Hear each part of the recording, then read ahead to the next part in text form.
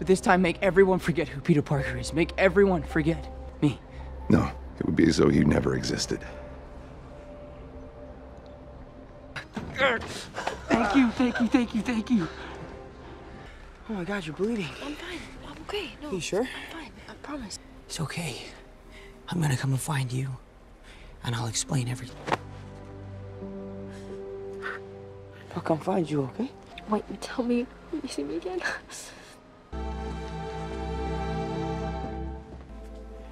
You okay? Doesn't really hurt anymore. Thank you.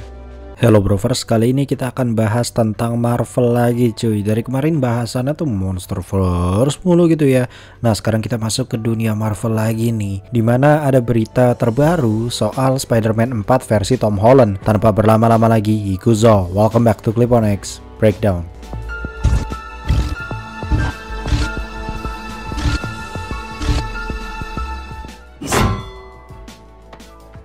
Dilansir dari berbagai sumber yang tertera di deskripsi, Marvel Studios dan juga Sony Pictures kembali gontok-gontokan karena properti Spider-Man cuy.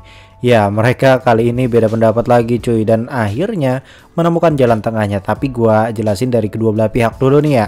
Hal ini terjadi karena perbedaan visi misi antara Sony dan juga Marvel Studios. Marvel Studios itu ingin Spider-Man 4 versi Tom Holland bener-bener jadi film family friendly neighborhood Spider-Man yang konfliknya itu skala jalanan atau street level.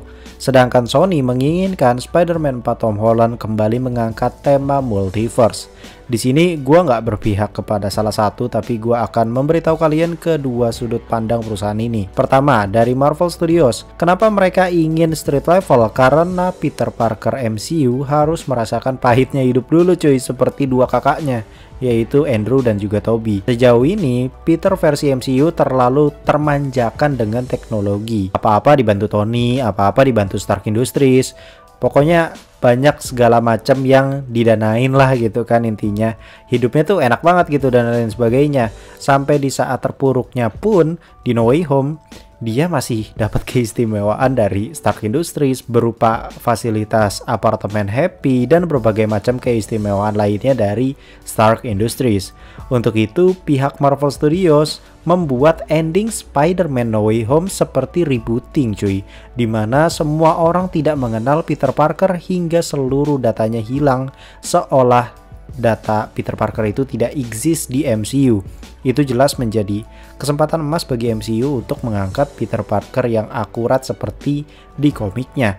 Entah itu keadaannya nggak punya duit, punya hubungan yang rumit, sampai tekanan berbagai macam pihak yang akhirnya membentuk kemandirian dari Peter Parker itu sendiri. Jelas hal ini sangat lampu hijau sekali bagi Sony dan MCU untuk memunculkan berbagai macam villain lain yang street level ya dalam tanda kutip, dan tidak melulu bergantung pada fasilitas dari Avengers atau Stark Industries.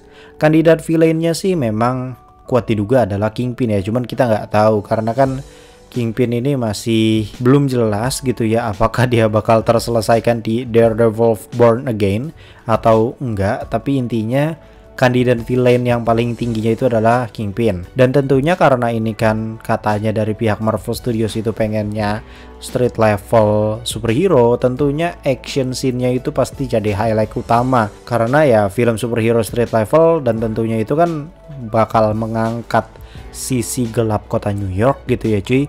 Jadi sudah sangat wajib sekali kalau misalkan diangkat pertarungan-pertarungan action jalanannya gitu. Sedangkan dari Sony sendiri, ini kita balik ke pendapatnya Sony ya, kan tadi Marvel Studios. Sony itu ingin kembali mengangkat tema multiverse karena memang tema multiverse yang dibuat Sony sejauh ini selalu berhasil, dari Into Spider-Verse, Across the Spider-Verse, sampai No Way Home.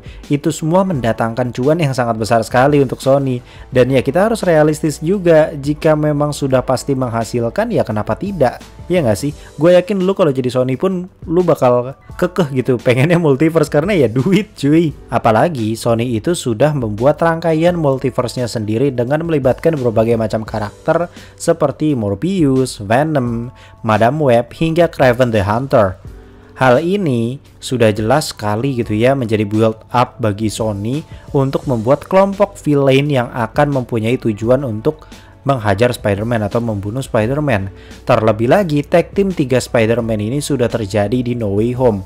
Bukan hal sulit bagi Sony untuk meminta Tobey dan Andrew kembali menggunakan suit mereka dan membantu Tom Holland pada masalahnya. Bisa jadi tema persaudaraan yang baik sekali ini apabila mereka terus bertiga diketemuin gitu ya. Jadi seolah-olah dua orang kakak ini yang sedang melatih adik bontotnya gitu cuy untuk menjadi Spider-Man yang baik dan benar.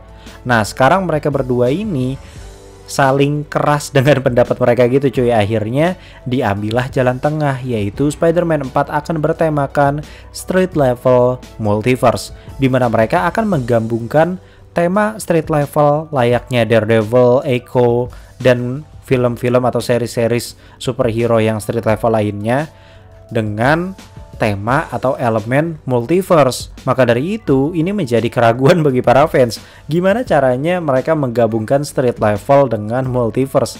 Sebenarnya jawabannya itu sudah ada, yaitu Spider-Man Into the Spider-Verse. Penjahatnya itu adalah sindikat kriminal New York, yaitu Kingpin. Ada elemen multiverse-nya juga, namun tidak menghilangkan style dari tema street levelnya. Jika kalian udah pernah nonton Into the Spider-Verse dan merasa cocok, ada kemungkinan kalian juga bakal cocok sama Spider-Man 4 nanti. Jadi gimana menurut kalian? Apakah ini bakal jadi ide yang bagus atau B aja? Kalau menurut gue ini sih kayaknya selagi dipegang sama Marvel Studios masih ada kemungkinan jadi bagus sih. Apalagi street level MCU sudah terbukti kualitasnya dari serial Echo, terus kualitas dari adaptasi multiverse-nya juga MCU udah cukup baik. Apa salahnya jika mereka menggabungkan keduanya? Menurut gue ini jadi ide yang menarik dan unik gitu, dan memberikan kebebasan kreativitas dari tim produksinya nanti. Dari mana sih segi kreatifnya Marvel? Ya coba lu tonton Miss Marvel. Itu unik banget cuy. Ukiran-ukiran lukisannya, ukiran-ukiran imajinatifnya si Kamala Khan itu tuh tergambarkan dan itu tersampaikan bahwa ya nih loh, pihak Marvel Studios tuh banyak orang kreatif di dalamnya. Mungkin segitu dulu informasi yang bisa gue sampaikan dari Marvel Studios dan juga Sony yang kali ini ngambil jalan tengah, yaitu street level multiverse di Spider-Man 4. Kurang lebihnya mohon maaf, gua Clip on X pamit undur diri and I'll come see you next time.